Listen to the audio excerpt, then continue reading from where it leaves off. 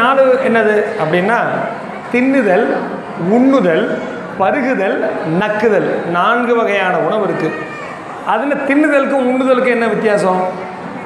இப்போ நம்ம இப்போ சாதம் சாப்பிட்றோன்னு வைங்க, எடுத்து ஒரு சாம்பார் சாதம் பெசன் சாப்பிட்றோன்னா நீங்கள் சாப்பிட்றது யாருக்கும் கேட்காது, அது உண்ணுதல். இப்போ முறுக்கு எடுத்து மடக், ஒரு சீடை எடுத்து கட்டக் அப்படின்னு கடிக்கும் பொழுது பக்கத்தில் இருக்கிறவங்களுக்கு கேட்கும், அதுக்கு பேர் தின்னுதல். அதனால தான் சாயந்தரம் வந்தால் தின்பண்டம் கொடு அப்படின்னு நம்ம வீட்டில் சொல்ல நம்ம கேள்விப்பட்டிருப்போம் இல்லையா? அதுக்கு பேர் தான் தின்னுதல்.